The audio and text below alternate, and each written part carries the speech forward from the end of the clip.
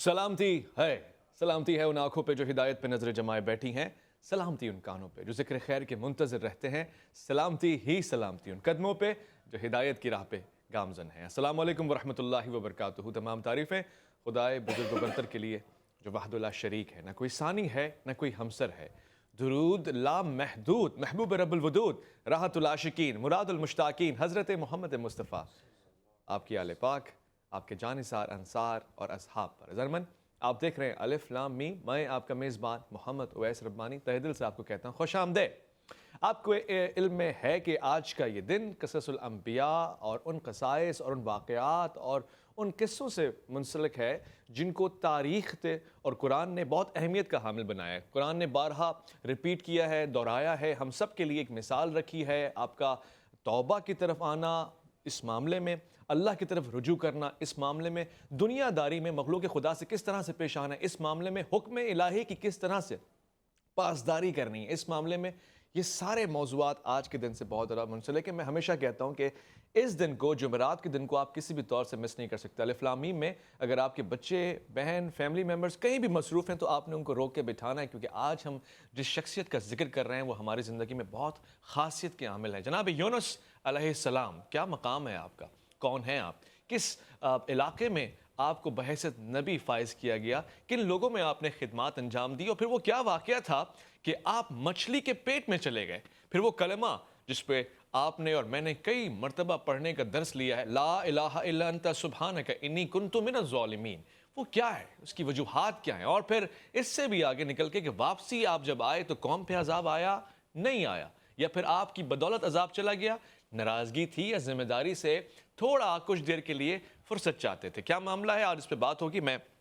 खुश आमदीद कहना चाहता हूँ। अलिफ लाम मीम में जो शख्सियात तशरीफ़ फरमाए बहुत ही खासियत की आमिल हैं, और मुझे बहुत इत्मीनान है ये कहते हुए कि अलिफ लाम मीम जैसे प्रोग्राम में हम जब भी उलमाए कराम को मदू करते हैं तो बहुत ज़्यादा बारीक बीनी से, बहुत ज़्यादा वसअत क़ल्बी से, मगर कोशिश करते हैं कि मयारात को कायम रखा जाए। मैं खुश आमदीद कहना चाहता हूँ मुफ्ती खुर्रम इकबाल रहमानी को। अस्सलाम वालेकुम वरहमतुल्लाह। वालेकुम अस्सलाम वरहमतुल्लाह। साथ साथ तशरीफ़ फरमाए एक और आलिम दीन जो बहुत ही खासियत से इस प्रोग्राम में तशरीफ़ लाते हैं और उलमाए कराम में से भरपूर नुमाइंदगी करते हैं दीन हक़ की और अपने इल्म की मुताल्लिक़ की, अल्लामा जब्बाद हुसैन आबदी साहब। अस्सलाम वालेकुम रहमतुल्लाह।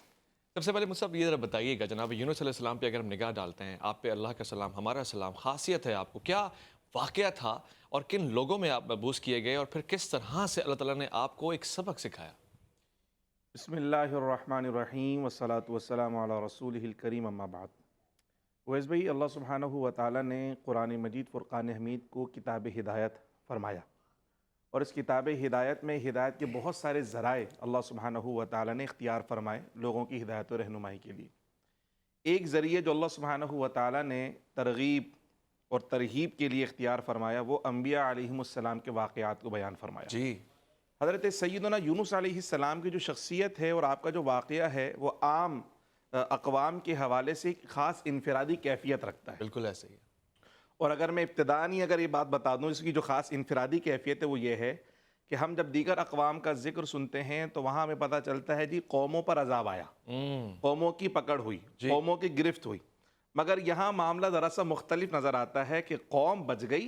और अल्लाह के नबी अलैहिस्सलाम में ख़ास आजमाइश के अंदर मुब्तला कर दिए गए। जी ऐसा ही है। तो ये ख़ास सीखने और समझने की बात है कि वाक़या किस अंदाज में रूनुमा हुआ और इसकी क्या वजूहात बनी है। हज़रत सैयदना यूनुस अलैहिस्सलाम ये शहर मूसल के अंदर पैदा हुए थे, सही। और हज़रत हूद अलैहिस्सलाम की औलाद में से आपका जिक्र मिलता है, और अल्लाह सुब्हानहु व तआला ने आपको ख़ास तौर पर शहर नैनवा के इलाके की तरफ मबऊस फरमाया था, जो कि मौजूदा दमिश्क का इलाका कहलाता है। अच्छा।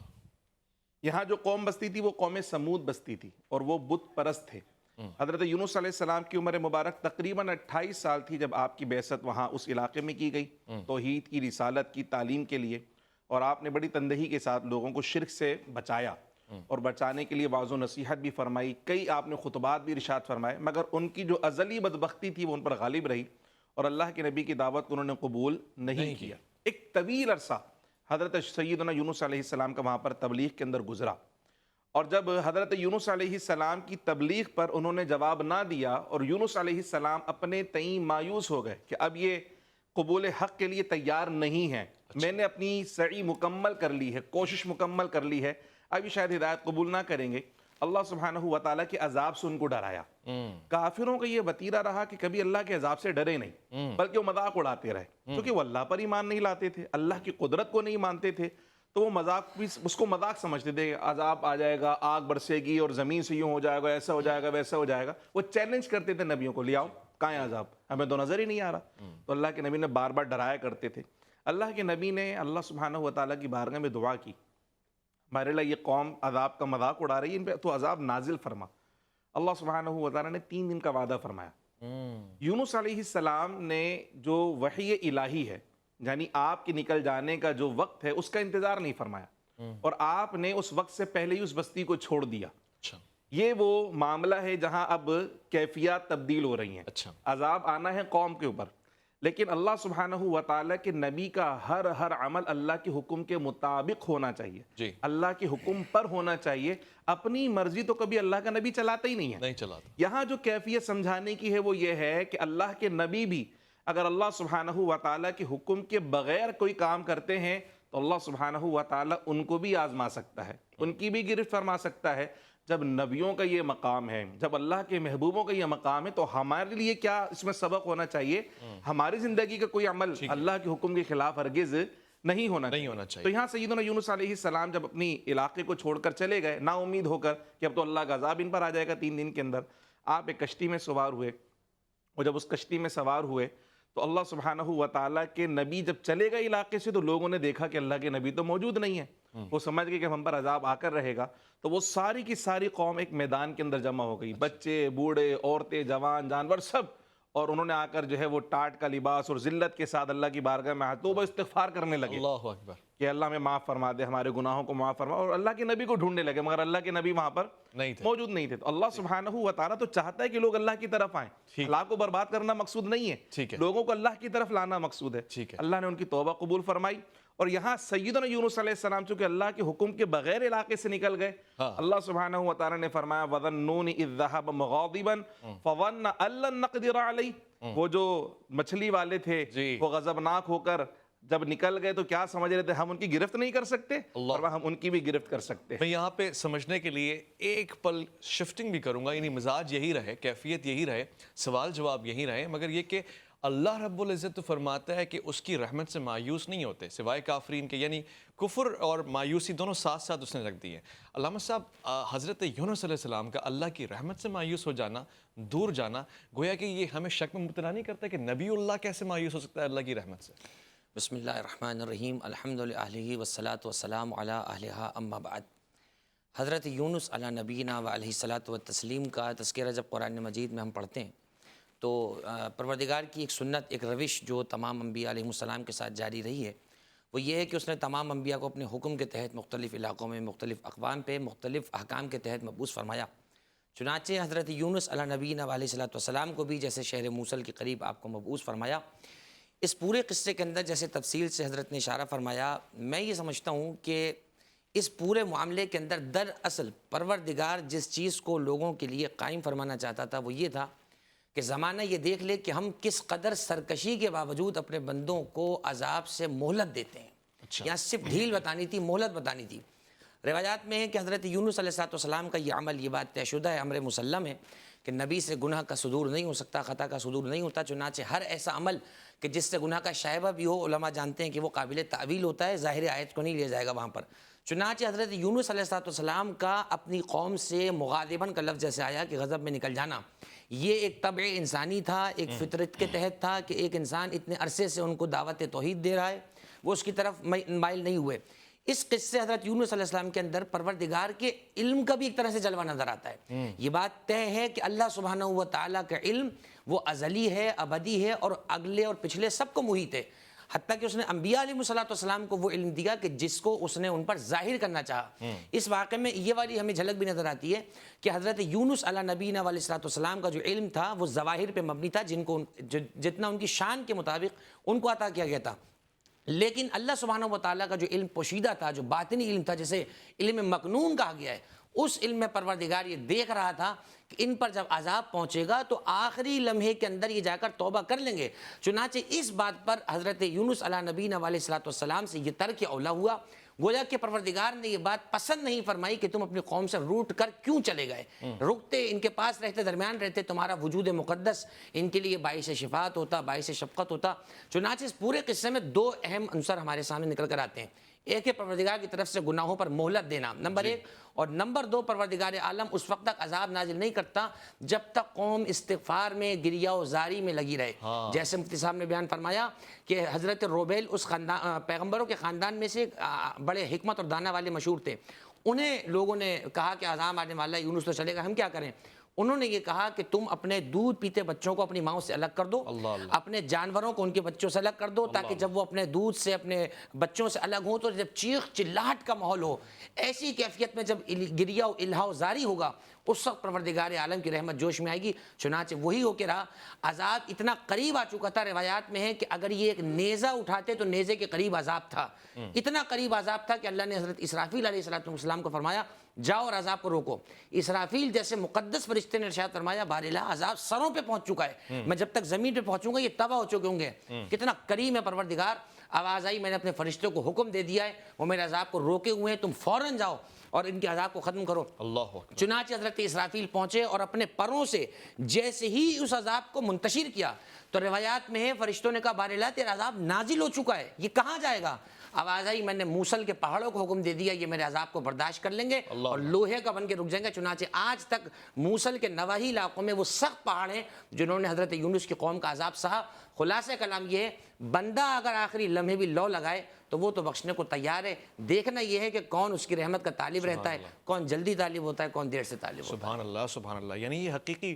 معنی ہیں اور یہ حقائق کے اوپر مبنی ساری داستانیں، خواب نہیں ہیں۔ وہ لوگ جو اکثر ڈراموں میں حقیقت تلاش کر رہے ہوتے ہیں، میں چاہتا ہوں ان کو یہ بتاؤں کہ ان قصائص کی طرف آئیں، ان قصوں واقعوں میں آپ کو حقائق ملیں گے، فیکٹس اینڈ فیگرز ملیں گے اور اس کی رحمت جلوہ افروز آپ کو ملے گی۔ ایک وقفے کی طرف جا رہے ہیں، لوٹ کر آئیں گے۔ قرآن نے کئی مرتبہ کہا ہے، وہ لوگ کہتے ہیں وَيَقُولُونَ مَتَىٰ هَٰذَا الْوَعْدُ إِن كُنتُمْ صَادِقِينَ، وعدہ تو ہے، انتظار وہ جس کا کر رہے ہیں یہ صحیح انتظار نہیں ہے، انتظار تو ہدایت کا کرنا چاہیے۔ اور پھر قرآن نے بھی کہا ہے کہ جب آپ ان میں ہیں اور وہ استغفار کر رہے ہیں تو وہ کیسے عذاب بھیجے۔ مگر یہاں معاملہ کیا تھا؟ یونس علیہ السلام کا مچھلی کے پیٹ میں چلے جانا، یہ سفر کتنے عرصے پہ مبنی ہے، کتنی مدت پہ ہے، پھر واپسی آ جانا، اور وہاں آپ نے کیا مشاہدہ کیا یہ بھی آپ کو بتائیں گے۔ الف لام میم میں آپ کا انتظار ہے۔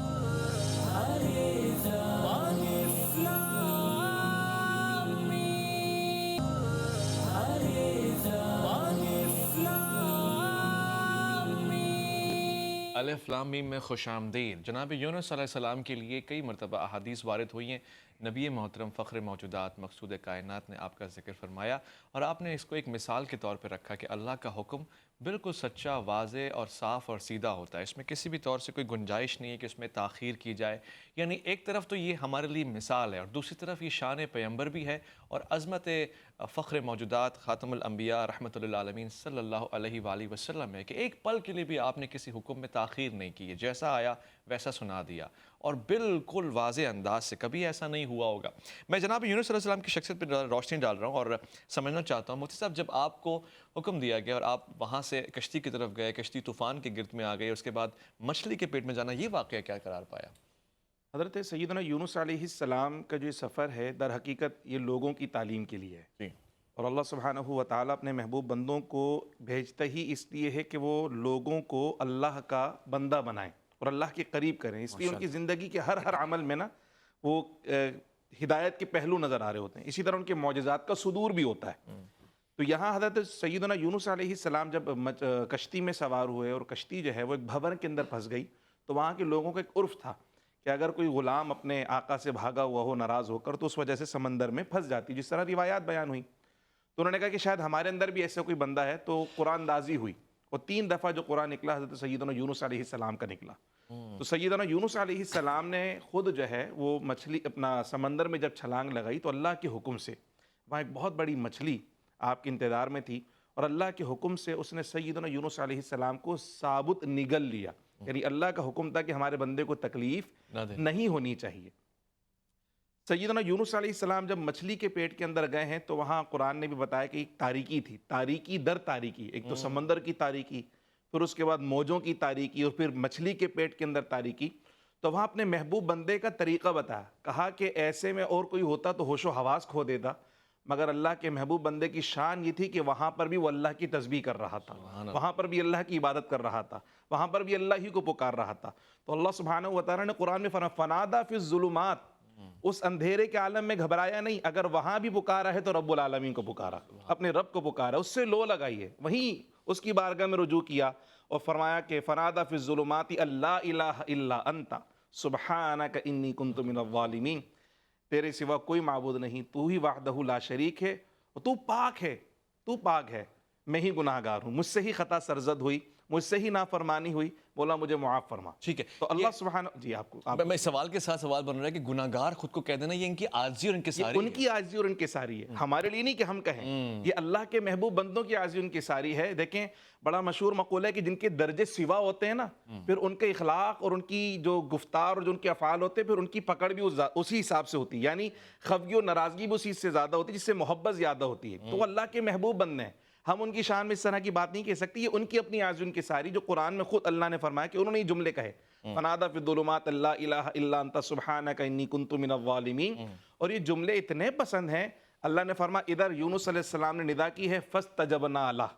ہم نے اسی وقت ان کی دعا کو قبول فرما لیا، وَنَجَّيْنَاهُ مِنَ الْغَمْ، اور اس غم سے ہم نے ان کو نجات عطا فرما دی۔ تو یہ محبوبوں کی صدا یعنی ایک آزمائش تھی، اس آزمائش میں اللہ کے محبوب بندے نے ہمیں سکھایا کہ جب چاروں طرف سے اندھیرا ہو جائے، مایوسی کے بادل چھائے ہوئے ہوں، جب تمہیں کوئی روشنی نظر نہ آ رہی ہو، جب چاروں طرف سے تم مایوسی میں گھرے ہوئے ہو، ایسے میں اگر کسی کو پکارنا ہے تو صرف رب کو پکارنا ہے، لو لگانی ہے تو اس سے لو لگانی ہے، جب کوئی روشنی نظر نہ آئے تو اسی کا نور آتا ہے ہدایت اور رہنمائی کے لیے۔ تو یہ جملہ، یہ کلمہ اللہ کو اتنا پسند آیا، فرمایا کہ یہ ہم نے حضرت یونس علیہ السلام کو بھی اس کلمے کی برکت سے اس غم سے نجات عطا فرمائی، اور آج بھی کوئی محمد مصطفیٰ صلی اللہ تعالی علیہ وسلم کا غلام قرآن کی اس آیت کو آیت کریمہ کہا جاتا ہے،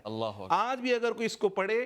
مایوسی کے عالم میں، پریشانی کے عالم میں، تو اللہ سبحانہ و تعالیٰ کی مدد روشنی بن کر اس کی رہنمائی کے لیے۔ علامہ صاحب بہت اچھی گفتگو یہاں پہ چل رہی ہے، مچھلی کے پیٹ میں جانا ثابت ہو گیا، پھر اللہ کو پکارنا، لا الہ کہنا، اور پھر اپنے عاجزی اور انکساری کا اظہار کرنا۔ یہ بتائیے جب آپ مچھلی کے پیٹ سے باہر آئے تو گویا اس علاقے میں گئے، اور پھر دوسری بات یہ بھی ساتھ ساتھ سوال کا حصہ ہے کہ آپ کی قوم کی توبہ قبول ہو گئی، مگر نبی کو نہیں معلوم تھا، کیا نبی کو معلوم نہیں تھا، بتایا نہیں گیا، یا آپ حیران تھے کہ قوم کو بخش دیا گیا اور ان پہ عذاب نہیں آیا؟ بسم اللہ الرحمن الرحیم۔ گزشتہ سوال کی طرح اس سوال میں بھی بہت سارے یوں کہیے کہ سربستہ راز ہیں جو آپ کے سوال کے جواب کے درمیان پوشیدہ ہیں۔ چنانچہ جیسے بیان فرمایا مفتی صاحب نے کہ جب حضرت یونس علیہ السلام گزرے ہیں اور اس مچھلی نے جس طرح سے آپ کو نگلا، تو روایات میں ہے کہ مچھلی نے آپ کو اس طرح سے نگلا تھا کہ آپ کے جسم کو کوئی گزند نہ پہنچے، آپ کے گوشت اور ہڈیوں کو کوئی تکلیف نہ ہو، یعنی مچھلی کو اللہ نے یہ حکم بھی دیا کہ اس طرح سے محفوظ کر لے کہ انہیں کسی قسم کی کوئی تکلیف نہ ہو۔ اس سے یہ بھی معلوم چل رہا ہے کہ اگر یہ عمل خدا نخواستہ عذاب کی صورت میں ہوتا تو پھر یہ بچت نہ کی جاتی۔ یہ ایک انداز تھا اپنے محبوب کو کچھ وقت سب سے جدا کر کر اپنے سے قریب کرنے کا۔ یا ہمارے جاننے والے سننے والے یہ بھی یاد رکھیں کہ مناجات الہی کا ایک طریقہ یہ بھی ہے کہ جب رات سارا زمانہ رات کا بستر اوڑھ لے، رات کی چاندنی اوڑھ لے، اس وقت آپ اپنے دل کے طاق میں توحید کا چراغ جلائیں اور اپنے ہاتھوں میں پروردگار کے سامنے مغفرت اور بخشش کے جب توشے پیش کریں گے تو پروردگار رات کے وقت میں زیادہ قبول فرماتا ہے۔ ویسے تو وہ ہر وقت سمیع الدعا ہے، دعاؤں کو سننے والا ہے۔ چنانچہ حضرت یونس علیہ السلام کو مچھلی کے پیٹ میں اس طرح سے رکھا گیا۔ روایت میں جملہ موجود ہے کہ امیر المومنین سے کسی نے پوچھا، حضرت امیر کائنات علی بن ابی طالب سے پوچھا گیا کہ وہ قید خانہ بتائیے جو اپنے قیدی کو لے کر 7 دن چکر لگاتا رہا۔ تو لوگ بڑے حیران ہو گئے کہ ایسا کون سا قید خانہ جو اپنے قیدی کو لے کر ساتھ ساتھ گھومتا ہے؟ فرمایا وہ بطن حوت ہے، وہ اس مچھلی کا پیٹ ہے جس میں یونس علیہ السلام 7 دن تک جاتے رہے۔ اور روایات کے اندر موجود ہے، امام جعفر صادق اسلام فرماتے ہیں یہ حکمت تھی پروردگار کی، جیسے رسول اعظم صلی اللہ علیہ وآلہ وسلم کو معراج پر لے جا کر عجائبات دکھائے، اسی طریقے سے حضرت یونس علیہ السلام کو اپنے دریا کے عجائبات دکھانے تھے۔ 7 دن تک وہ مچھلی دریاؤں کی تہ میں لے کے گھومی تاکہ پروردگار کی عظمت کا مشاہدہ کیا جا سکے۔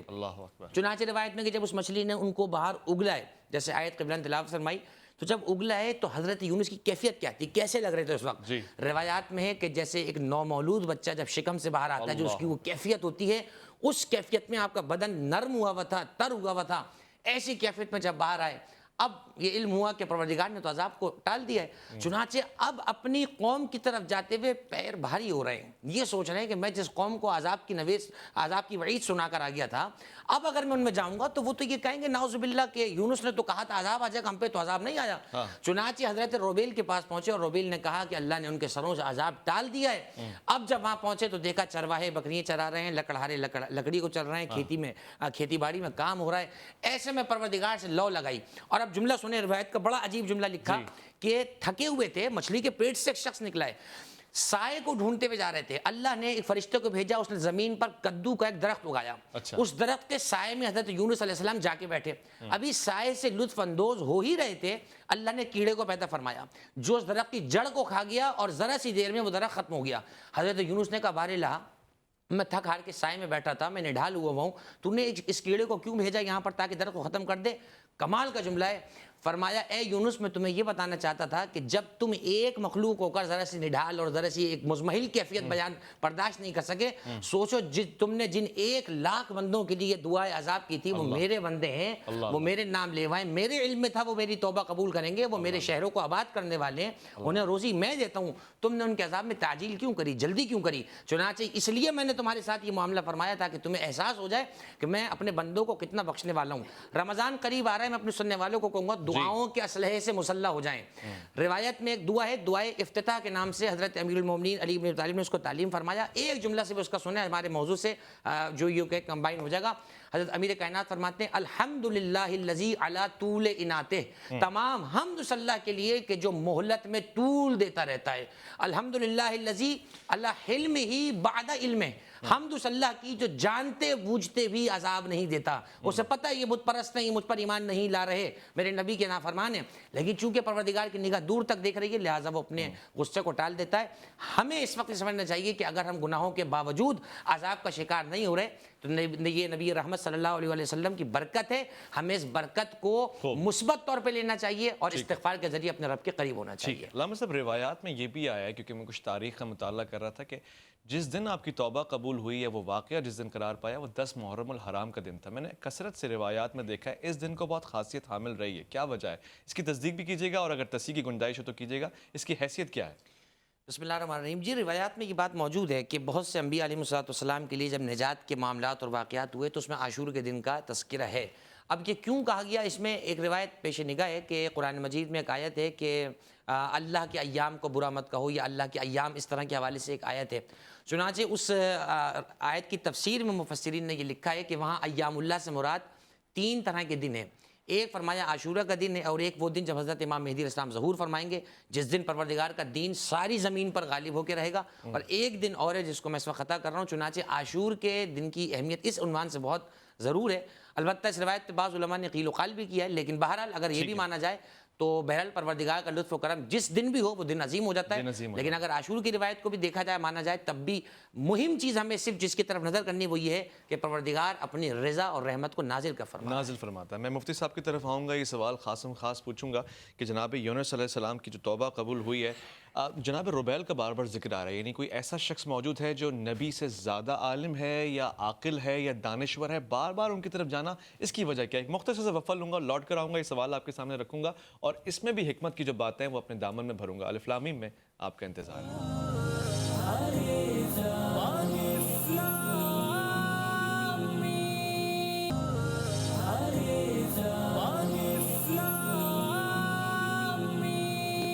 الف لام میم میں خوش آمدید خواتین و حضرات، پروگرام میں تشریف فرمائے مفتی خرم اقبال رحمانی، علامہ جواد حسین آبدی، اور میں ناچیز سوالات پوچھ رہا ہوں جناب یونس علیہ السلام کی شخصیت کے حوالے سے۔ ہم نے یہ سنا کہ جناب یونس علیہ السلام مچھلی کے پیٹ میں گئے، آپ نے کم و بیش 7 دن وہاں قیام کیا، یعنی ایک طرح کی قید تھی اور وہ تہ سمندر بھی تھی اور ظلمت کی اندھیرے بھی تھے، مگر وہاں جا کے آپ نے کہا لا الہ الا انت سبحانک انی کنت من الظالمین، اپنی عاجزی اور انکساری کا اظہار بھی کیا، اللہ تعالیٰ سے مدد بھی چاہیے اور اس پہ توکل ہمیشہ کی طرح برقرار رکھا۔ میں مفتی صاحب سے یہ پوچھنا چاہتا ہوں، مفتی صاحب ایک سائنٹیفکلی ایک سوال کریٹ یہ ہوتا ہے لوگ سمجھنے کے لیے عقل کا جو استعمال کرتے ہیں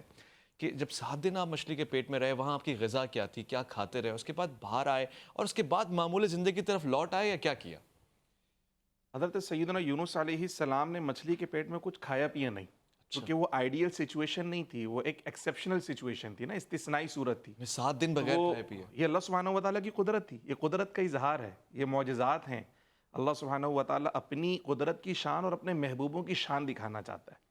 کہ وہ جو مادی اشیاء ہیں اگر وہ نہ بھی استعمال کریں تو اس سے ایسا نہیں کہ وہ فنا ہو جاتے ہیں. اللہ جس کو چاہے جس طرح چاہے باقی رکھے، اس کی شان کا اظہار تھا. یعنی خاص واقعہ ایک خاص ڈائمنشن میں بہت ساری چیزیں سکھانے کے لیے. جیسے میں نے پچھلے سیشن میں عرض کہا نا کہ آپ ایسی